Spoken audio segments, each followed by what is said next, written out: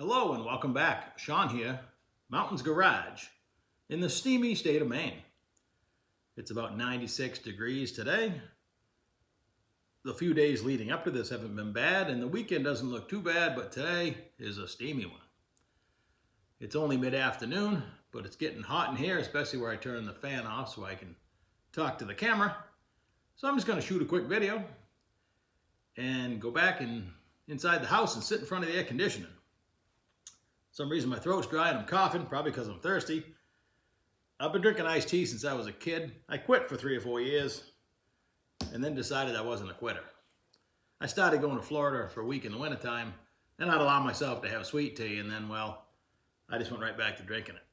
Because when I stopped drinking iced tea, I swapped over to fruit juice, and there was no calorie loss, so back to the caffeinated world of iced tea. I have done a pretty good job this week. I feel kind of caught up. My bench is kind of clean.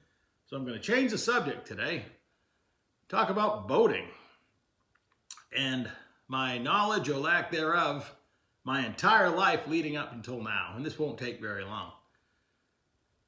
Excuse me, there we go, dry throat. When I was a kid, I was raised within sight of the ocean. Literally maybe 3/8 of a mile, quarter mile, 3/8 of a mile from the ocean. From the upstairs windows of the attic of my parents' house, you can see the ocean. You can hear boats, you can smell the fog and the foghorn and all that stuff, the Atlantic Ocean. As a kid, I would go down what today is a beautiful park. In the 70s, it was an industrial wasteland on my bicycle. And I'd see ships come in and out, tanker ships, offloading oil to be pumped up to Montreal, Canada. And my dad had owned a boat before I was born, but all we ever had growing up was a rubber raft and then a early 70s fiberglass canoe that weighed about 2 tons. Anyway, so I'd watch these big ships come in and out, and I knew that they had tugboats to help push them around. Didn't really understand why. Didn't really think about it. It wasn't until, well, middle school or high school when I had read in the paper that there was a local cruise ship that came in and out, and they did not require a tugboat because they had thrusters, bow and stern thrusters to help position them against the dock. Knock that down to memory. That's how a pretty good sized ship can dock without a tugboat. As I was, I was probably 5th or 6th grade, my oldest sister and her husband would let me pretty much run any piece of mechanical equipment they had when I'd go to stay with them on the weekend. And my brother-in-law had what he called a skipjack. It was about maybe an 8-foot boat with a 35 horse Johnson on it, I think. And he would fill it up with gas in the morning, tell me not to stop quick because the water would swamp the back of it and I would sink. And at noontime, he'd wave and I'd come back, eat lunch. He'd fill it up with gas and off I'd go for the afternoon. I don't remember having any trouble controlling it. I remember I enjoyed the speed on the water. Excuse me, it felt a little bit different. I don't know why my throat's dry, but I'm just going to keep drinking. I should have an iced tea sponsorship. It's like in the winner's circle when they take a drink. So, I didn't learn much about boats there, other than it was fun. As a teenager, early adult, my youngest sister had a small boat, like a 17-foot bow rider, V6 Chevy, inboard, outboard. So I learned what that was all about. Everybody knows what an outboard is. It hangs off the back of the boat. Inboard, outboard, you have usually a car type engine inside, and it sticks out through the hull. Has an egg beater situation that turns the power down to the prop. The exhaust goes through there. It tilts up and down. You know the deal. So I could drive that boat no problem. She had a camp with a typical wooden dock. You could park it on either side. There was nothing else around. You drive in and you back out. You learn almost nothing about handling a boat. Come to find out. And I would take that out all by myself all the time. It was on a pond, but it went pretty fast. I think it would go 40, 45 anyway. And park it by myself, tie it back up. I don't think I ever learned how to properly tie it to the cleat or even what a cleat was. What I'm trying to say is I went my entire life until the point I was 5 years ago, so I was 52-ish, without knowing a whole lot about boats. I even owned one.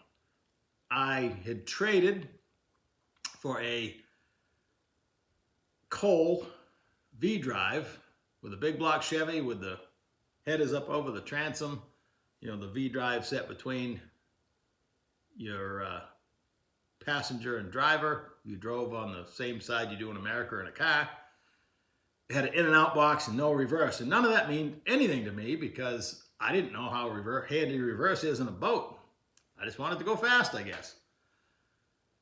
Fortunately, I sold it before I ever put it in the water. My brother stored it for me for the first winter. I got it in the fall late. He offered to put it in his garage, which we did. And the next spring, I sold it and put the money into the cement for this slab for this garage. So that's probably the best boating decision I ever made. In the town that I live in, I am 3 miles from the boat launch for the second largest lake in the state of Maine. It connects through a river and a lock system, one lock, into Brandy Pond, Chute River, Long Lake. So you can go a long ways in a boat, not too far from my house. Every July or August, this time of year right now, I'd go down there on a nice evening like tonight, and there'd be somebody come in a fast boat. The weather conditions would be perfectly calm, nice sunset. I mean, everything that makes you fall in love with boating, I would witness, kind of oblivious to the stressful part of boating, which does exist. And I would come home, tell my wife that we ought to get a boat. And she would look at me, laugh, and say, we're not boat people. At the time, we were drag racing, had a motorhome, whatever. And this went on yearly until one April Fool's Day, no joke, she looked over at me from her side of the living room and said, we should buy a boat. And I laughed because it was April Fool's Day. And she said, no, really. She handed me a picture of a cabin cruiser. It was a 94 Bayliner 2855 with a single 454. Only had 300 hours on it, a Bravo outdrive. And it was in a slip on a marina in the body of waters I was just talking about. And her instructions to me were to go buy that boat. So we went and looked at it, talked to the owner of the marina. The slip was transferable because to get into a marina around here is a 4 or 5 year wait. But this particular deal, it was gonna come with the boat. It was all paid for the year. The winter maintenance and the summer rental was all paid. And we bought it. And we used it as a floating camp like it had been used. It has lived in the marina most of its life, except for the first couple years, I guess. It's only had a few owners, 4 or 5 at this point. But it always stayed at the marina, always on the same dock. Boat was well known. It had 300 hours is really nothing on a boat, if you do the math, for 1994. It was considered a big boat, didn't have a trailer. It lived at the marina because you can only haul 102 inches wide over the road, and this thing was 119 inches wide.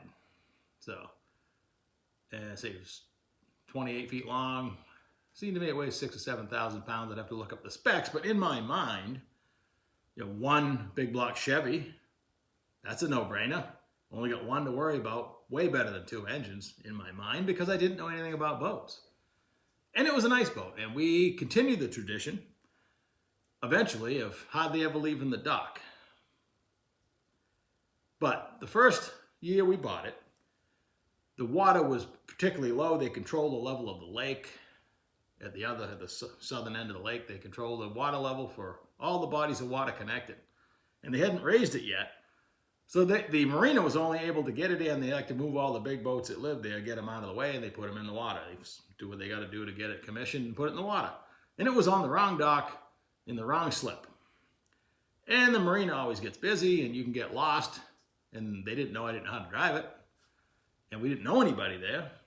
And the dock that we were supposed to be on, at the end of that dock is a nice sandy beach, a fire pit, everything we wanted to be at. That's why we were excited about where it was going to live eventually, but wanted to get it over there. So one Sunday afternoon, it was getting late in the day, I didn't learn that navigationally about 4 o'clock every day up there, it gets windy. So it's probably 10 minutes of 4 when I decided we're just going to fire it up and move it to the other dock, because it's how hard can it be? Well, all my limited boating experience I've mentioned up until this point never prepares you for marina life, because you have to drive to even get out of your slip. There's another row of boats right in front of you, and you're backed in. So at least you're going forward when you leave, but you just can't go out and make the swing. And of course I didn't know that. So I had to jockey around a little bit, but I'd driven a boat before, right? So I got it out of the slip, making my way over to the other dock when the wind had picked up. And that's when I learned this particular boat, if you look at the profile of it when it's in the water, very little of that boat is in the water, and the wind whips that thing around like a toy. And with a single engine, you got limited control. But anyway, all my previous boating experience has never prepared you for marina life, where you drive down into a row of boats that are pretty close together, and all the pulpit with the winch or the anchor sticking out, that's all you see is a line of stainless rod, and you got to back in to your spot. Now, we were 3 from the end out toward the main body of water, which is handy. At least I wasn't way in, but doesn't make it any less difficult when this is when I'm going to start telling you what I've learned. I have a driver's license at one point for every vehicle on the road. Class A, tractor trailer, double, triple, passenger bus, school bus, you name it, I can drive it. On land, those vehicles do exactly what I tell them to do. You can steer, stop, do anything you want to do. None of that transfers over to a boat. A boat obviously doesn't have any brakes, and at least with a single engine, nothing happens unless you're lock to lock. You can just steer a little bit, that's fine if you're trying to go straight, but if you're going to do any maneuvering, like pulling up in a row of boats and backing into your slip, you got to go drastic steering, and that'll be a good tip if you take nothing away from this video. At idle we're talking, but you got to go all the way, and then you got to, because you drive up past where you're going to dock, and you put it reverse, crank it all the way to the right, start the swing, but you got to know when to get it back straight or you'll swing too far, which is exactly what I did. I actually did it for not having any experience. I got it in there the first try, but I touched the boat next to me. We just bumped a little bit, and the guy's head pops up. Like, oh boy, we're off to a bad start. So I get it tied up. I go over to apologize to the guy, older gentleman. I got room to talk, right? He was older than I am, I think. He looks at me real stern and then smiles. He says, I hit you about 3 times backing in yesterday. I didn't have the heart to tell him my boat wasn't there. But anyway, we were good neighbors after that. I still laugh about that story. One of the biggest reasons my wife wanted a boat, because our son at the time was 5-ish years old, we wanted him to make new friends, have a place to play, swim, not be afraid of the water. All the things that have happened and are happening to this day. He's met friends there that are going to end up in the same school system. It's awesome.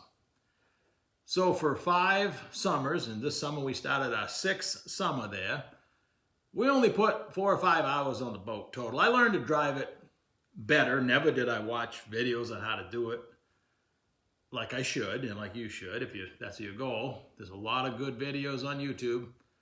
I've learned a lot from, I'll shout them out, Gale Force Twins. Gale Force Twins. It's 2 sisters down in Florida, and they can tell you how to drive a boat. They get right to the point. They're doing it while they're talking. It's pretty awesome. So I learned a lot just now. Watched a lot of channels. So we enjoyed life at the marina. We'd only go out in the boat every so often, and we learned that the Bayliner 2855 is no fun to go out cruising on. Now everything, if you had to trailer your boat and put it in, you're going to look for some place to park and go swimming. We had all that. We're already parked, and we can go swimming right there. There was really no reason to leave the marina.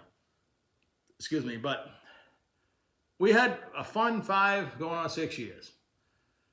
Out my windshield, and early on, my wife and I, we'd have to sit with my son at the swim area because there's no lifeguard or anything. You have to watch any kids that are in the water. And our boat was surrounded by boats, bigger ones, so we couldn't see anything on the boat. It had, the isinglass, which is the plastic windows, and the canvas and stuff that all zips and snaps. So when you get there, the boat is like a greenhouse, and you break some of that down. If you're actually going to drive it, you got to take all that stuff off. I mean, you're half an hour. By the time you put it all back on, you're sweating to death. I mean, so over the 5 years, watching boats come and go, I did pick up a few things. The guys with twin engines, they could come in and pivot and back in like a zero-turn mower. The engines are at idle. I learned I wanted a true inboard, twins. I wanted twin inboard engines with the throttle, 2 throttles are on one side and your forward and reverse are completely separate. I don't want twin inboard outboards where the throttle and forward and reverse is on the same handle. You can get good with that, but it's not the same. I want my engines at the RPM idle where I set them, and I'm going to drive it like this. That was my dream. If we ever got a bigger boat. And we started saving as soon as we bought the other boat. So we saved for, well, this is our 6th year of saving. And there was a few boats at the Marina we had our eye on, but they weren't for sale. Our end goal was to be on the end of the dock, so coming and going would be so much easier than backing in. And right out my windshield, night after night, I would sit and watch the sunset over this Gibson houseboat. It's a 37-foot Gibson Super Sport. He's a really nice guy. Long story short, 1st of June this year, that boat comes up for sale on a Sunday morning around 10 o'clock. By 1 o'clock, we owned it, and the people had moved all the stuff out, and we were sitting on a new boat. It just happened that fast. We had been saving, had the money, the price was right, boom, done. Now we're on the end of the dock. We got a houseboat. We had to take a week moving out of their old one because we're already staying in the old one. And while this transaction was going on with the houseboat, I was approached for somebody that wanted to buy my other boat. And it was a dream deal because I was always afraid of the other years we were looking for bigger boats that I'd get stuck with 2 boats and no trailer, or have to bring one home and put it in the yard and then try to sell it. The time to sell a boat is when it's in the water. It just worked out. A total dream deal. And then 2 weeks later, the owner of the houseboat comes back, and they also had a deck boat. It looks like a pontoon boat, but it has a fiberglass hull. It was a 2005 with 90 hours on it. And we ended up buying that, and that lived in the slip right in front of it. We checked with the Marina, make sure we could continue to keep both these slips. So we're now on the end of our dock. We had the big boat to sleep in and hang out in, and we have the deck boat, which is a single 200 Yamaha 4-stroke outboard to go putt around in. So now I'm still driver training on the single engine V-hull boat. It's smaller than the Bayliner 2855 was, obviously. And the beauty of a pontoon or a bow rider type boat is anybody with you can help you, grab the dock, grab the lines, where the cabin cruiser, you are 3/4 of the way back where you're driving, and people can sit behind you, but it's nothing but nose because the cabin's underneath. You got to climb up. Those boats aren't wide enough to have, a walkway on either side. I mean, it's this wide, but you really can't go up over. You got to go up through the windshield. Nobody can help you in situations where you might need help. Unlike the pontoon style boat, even though it's a deck boat, you can walk around the entire boat and grab everything. It's really handy to practice on, and I have been practicing.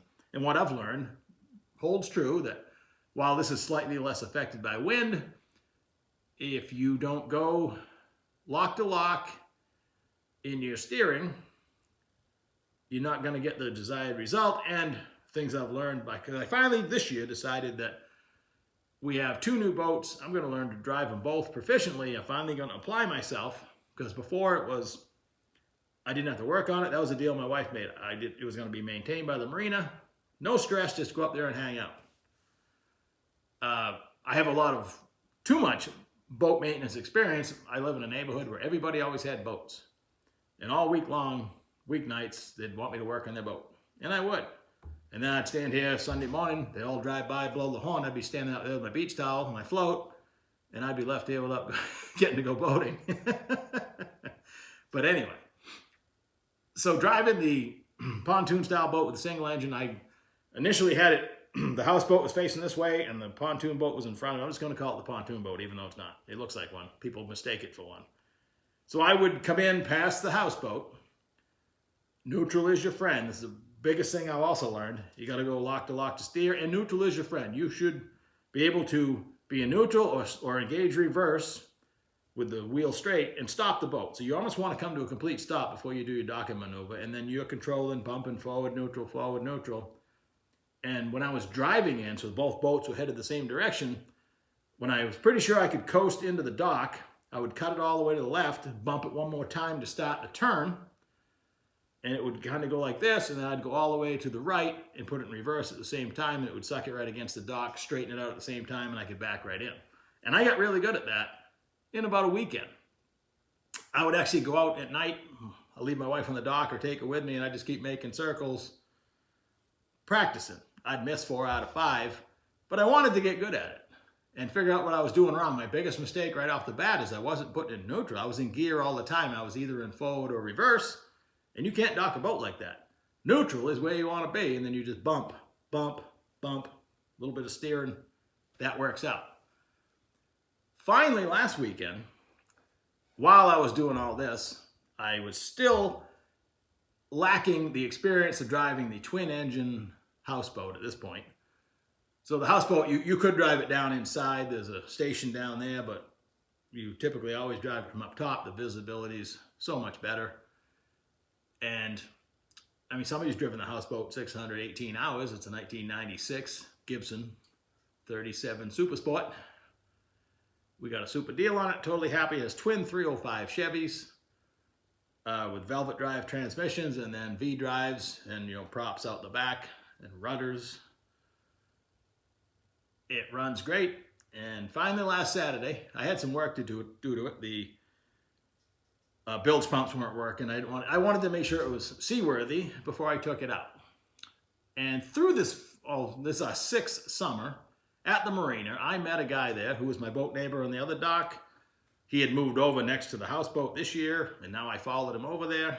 Super great guy, but he can drive a boat with his eyes shut. He's been doing it since he was a kid. And sometimes the Marina staff will come get him to move difficult boats because he's just that good. He knows exactly what to do at the right time. So I asked him when I bought it, when I'm ready, if he'd just go out with me for 10 or 15 minutes, I'm going to rehearse and study and everything. I should try to be a good student. But if he was just sitting next to me, I would feel much more confident. He was totally on board with that.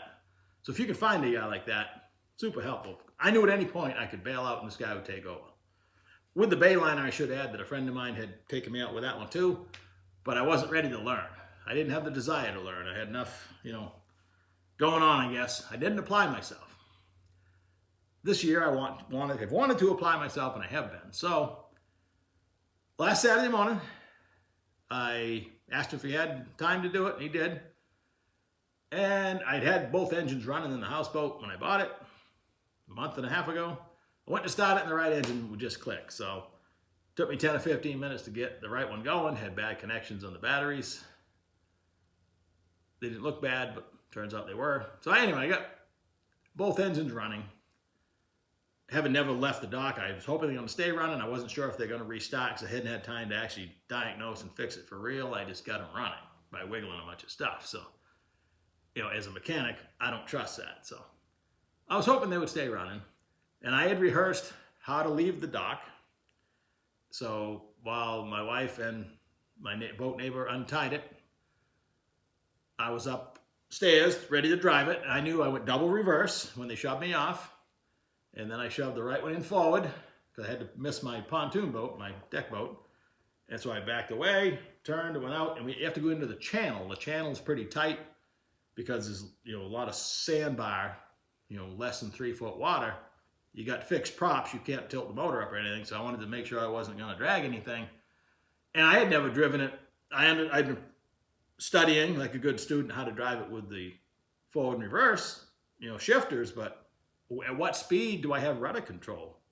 Fortunately, he could answer that for me. He says, by the time you idling in both gears forward, you're going to have rudder control. And I did, so I managed to make it out of the channel. We went for a big loop. I came back by. I'm going to put some pictures at the end of the video here.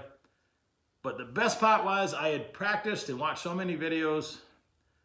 I don't get super nervous anyway. It's kind of like driving a race car. You might think about it a lot before you do it, but once you make your first pass, you feel pretty good. Actually, once the engine starts in the race car, I feel completely calm. Well, once the boat engines were running, I was ready. Had the 10 or 15 minutes. It was a great day. The weather was perfect. The boat traffic hasn't picked up too much. I went out and made a big loop around the pond. I came back by, and this is where my boat neighbor, his skills are invaluable. He told me, and I would not have known this, and the biggest mistake people make with a twin engine boat is they try to still drive it with the rudder. He says, when you're going, I needed to dock over here. We're going the opposite direction in the channel. I was going to pull out of the channel and come back this way to dock. He told me when I'm going this way, because I don't have rudder angle indicator gauges on the dash, there's a piece of tape on it, but not necessarily accurate. Get the boat going straight and then don't touch the steering wheel again. And I made the complete turn and docked using just, eventually I idled it back to idle on the throttles. It's a no wake zone anyway, so I wasn't going very fast. And you can do it all with the forward reverse. You just, leave the starboard and forward, pull the other one into neutral or reverse. It'll make the swing. Aim for the dock. You can, bump, neutral, forward. Back up, get the whole boat stopped, and then nudge it toward the dock. You can drive it like a zero-turn mower. I had more control in that 37-foot houseboat than any boat I've ever driven. I can't wait to drive it again. It is easier to drive than the pontoon boat. It's just big. It's 14 feet wide, 37 feet long. It's huge, but the way it handles, it wasn't super affected by the wind because it doesn't have to plane out. I only went to about 3,500 and forward, so I might have gone 15 miles an hour maybe. But it was just a great experience, and I had a good time. Again, I'll put some pictures in there. Most of my boating stress over the last 5 or 6 years has been from me not educating myself. And only because, I don't have a good excuse why. I wasn't necessarily afraid to do it. We did take it out about once a year. It was never enjoyable, never something I wanted to be good at.